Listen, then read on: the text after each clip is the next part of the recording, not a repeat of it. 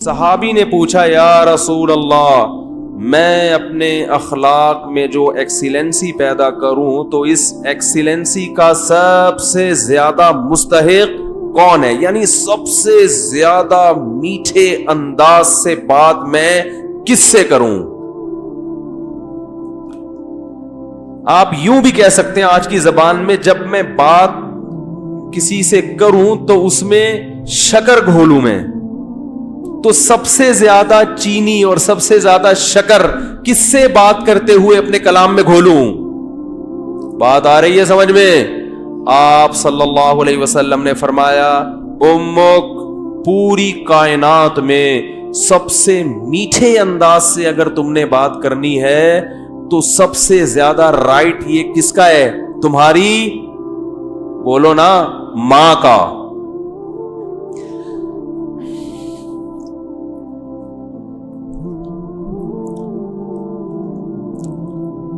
صحابی نے عرض کیا یا رسول اللہ کیا انداز ہے؟ فرمایا ثم من، ثم کا مطلب ہوتا ہے اس کے بعد، ثم من، یا رسول اللہ ماں کے بعد دوسرے نمبر پر میٹھے انداز سے، اچھے انداز سے بات کرنا کس کا حق ہے کہ میں اس سے اچھے انداز سے بات کروں؟ ماں کے بعد، ماں کا تو پتہ چل گیا، دوسرے نمبر پہ جو میں سب سے بہترین اور مٹھاس کے ساتھ بات کرنی ہے، اخلاق میں ایکسیلنسی پیدا کرنی ہے، ماں کے بعد دوسرے نمبر پہ کون ہے وہ؟ تو آپ صلی اللہ علیہ وسلم نے کیا جواب دیا؟ فرمایا امک، ماں کے بعد دوسرا نمبر بھی کس کا ہے؟ بولو بھائی، کیا عجیب انداز ہے۔ حالانکہ یہ عام عرف کے مطابق جواب سوال کے مطابق، بولو بھائی، نہیں ہے۔ مجھ سے اگر کوئی پوچھے کہ سب سے بڑا حق کس کا، میں کہوں ماں کا، وہ کہ اس کے بعد کس کا، تو میں کہوں ماں کا، وہ کہے گا میں اس کے بعد کا پوچھ رہا ہوں، اس کا تھوڑی پوچھ رہا ہوں۔ تو یہ سرسری نگاہ سے دیکھا جائے تو یہ بلاغت والا کلام نہیں ہے، یہ غلط کلام ہے اگر سرسری نگاہ سے دیکھا جائے، کیونکہ ہم پوچھ رہے ہیں کہ اس کے بعد، ماں تو پتہ چل گیا، ماں کے بعد اس کے علاوہ بتائیں آپ، لیکن نبی دوبارہ کس کا نام لے رہے ہیں؟ یہ سرسری نظر میں یہ کلام بلیغ نہیں ہے، لیکن حقیقت میں یہ بلاغت کے اعلی معیار پہ پہنچا ہوا کلام ہے، کیونکہ بات کو دل میں اتارنے کا اس سے بہتر طریقہ نہیں ہو سکتا تھا کہ ماں کے بعد دوسرا نمبر بھی کس کا ہے؟ ماں کا۔ اس کا مطلب کیا ہے کہ ماں کے بعد اگر تم یہ سمجھتے ہو کہ کسی سے بہت ہی میٹھے انداز میں بات کرنی ہے تو یہ حق دوبارہ ماں کو دے دو۔ دوبارہ کس کو دے دو؟ صحابی نے پھر پوچھا یا رسول اللہ ثم من، دیکھو صحابی کا انداز بھی کیا ہے، وہ چونکہ ان کو یہ تھا کہ مجھے ماں کے علاوہ اب چاہیے کہ کون ہے، اور نبی نے دوبارہ کس کا نام لے لیا؟ ماں کا۔ لہذا صحابی نے پھر اپنے سوال کو ریپیٹ کیا، کیونکہ وہ یہ سمجھتے تھے کہ مجھے میرے سوال کا جواب نہیں ملا۔ تو انہوں نے تیسری دفعہ پوچھا یا رسول اللہ ثم من، یا رسول اللہ تیسرے نمبر پہ کون ہے؟ تو آپ صلی اللہ علیہ وسلم نے فرمایا امک، تیسرے پہ بھی کون ہے؟ بولو بھائی، یہ ہے ویمن رائٹس۔ یہ کیا ہے؟ یہ جو بے شرم لوگ حقوق نسواں اور عورتوں کے حقوق کے نام پہ الو بنا رہے ہیں نا، ان کی باتوں میں مت آیا کرو۔ ان کا مقصد صرف عورت کو کپڑوں سے آزاد کرنا ہے۔ اور مرد کی دسترس سے آزاد کر کے مرد کے مقابلے میں لا کے مرد کا دشمن بنانا تاکہ مرد عورت سے محبت کرنا چھوڑ دے, اس کا حق دینا چھوڑ دے. تمہیں اسلام نے عورت کے جو حقوق بیان کیے ہیں اس کے بعد ہمیں کسی اور سے عورت کے حقوق کو سمجھنے کی ضرورت نہیں ہے. ہمیں کسی لبرل سے, کسی حکومت سے, کسی ویمن رائٹ سے, کسی سے ہمیں سمجھنے کی ضرورت نہیں ہے. ہمیں اسلام نے بتا دیا ہے کہ ماں کے روپ میں عورت کا کیا حق ہے, بیوی کے روپ میں عورت کا کیا حق ہے, کہ بیٹی کے روپ میں عورت کا کیا حق ہے, بہن کے روپ میں عورت کا کیا حق ہے. اور یہ جو لبرل لوگ ہیں یہ صرف گرل فرینڈ کے حقوق جانتے ہیں, گرل فرینڈ سسٹم معاشرے میں لانا چاہتے ہیں, تمہیں درندہ بنانا چاہتے ہیں, تمہیں زانی بنانا چاہتے ہیں, تمہیں بدکار بنانا چاہتے ہیں. ان کا کوئی فیملی سسٹم نہیں ہے. جو قوم نکاح کی قائل نہ ہو ان کے ہاں ماں بہن بیٹیاں ہوتی ہیں. ماں بہن بیٹی, بھابھی, چچی, خالہ, ممانی, مامی, پھپھی, یہ رشتے تو شادی بیاہ کے نتیجے میں وجود میں آتے ہیں.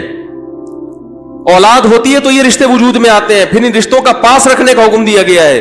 جن قوموں میں ہر رشتے ہی نہیں ہے تم ان سے سیکھ رہے ہو کہ عورت کے حقوق ہمیں بتاؤ. تو آپ صلی اللہ علیہ وسلم نے کیا فرمایا؟ تیسرے نمبر پہ کس کا حق ہے؟ بولو بھائی. ماں کا. پھر صحابی نے پوچھا ثم من. اس کے صحابی بھی پوچھتے جا رہے ہیں, دیکھو رک نہیں رہے, کیونکہ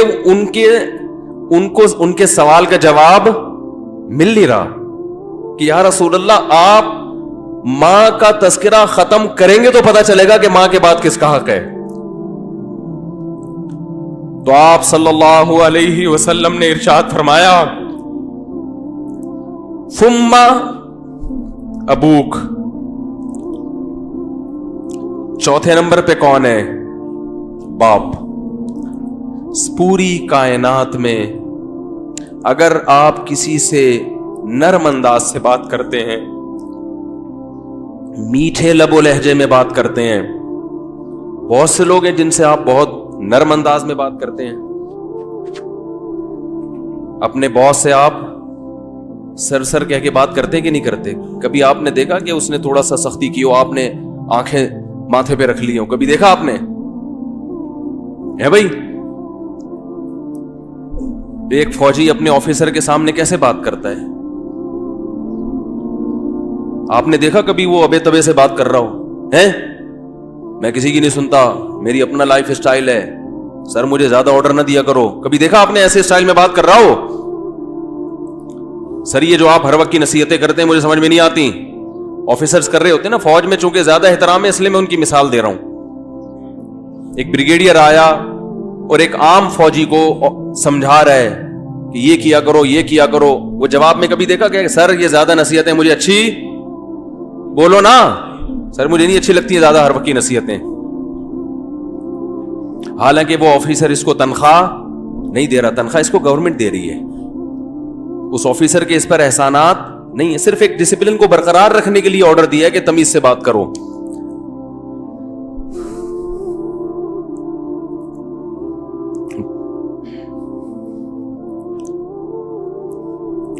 اس نے آپ کے لیے قربانیاں دی ہیں,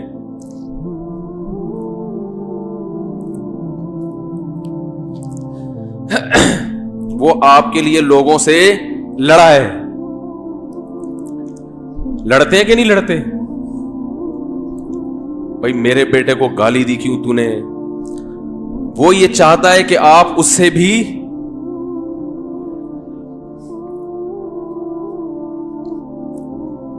آپ اس سے آگے چلے جائیں.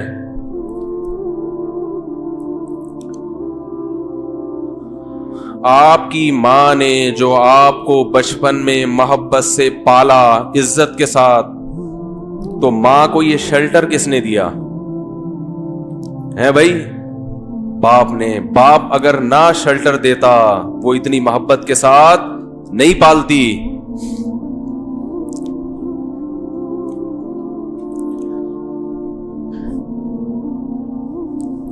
یہ ٹاپک مجھے چینج کرنا پڑے گا, میری میٹر جو ہے نا شارٹ ہو جاتا ہے, بولا نہیں جاتا اس ٹاپک پر.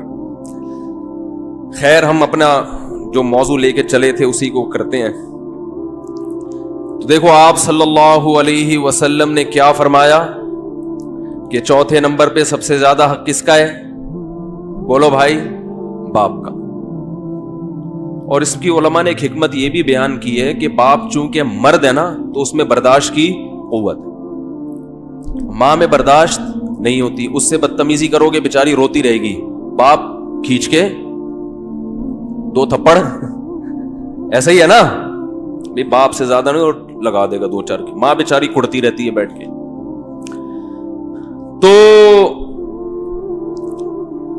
تو میں مثال دیتا ہوں کہ ایئر ہوسٹس سے اخلاق سیکھا کرو.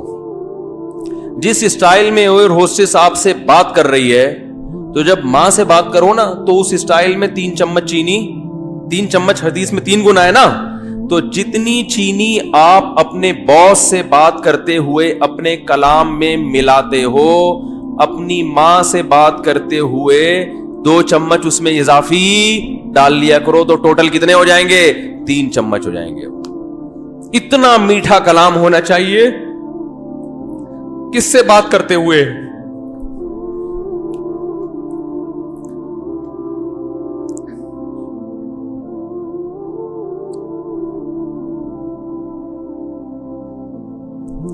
ہم نے بڑے بڑے علماء کو دیکھا ہے,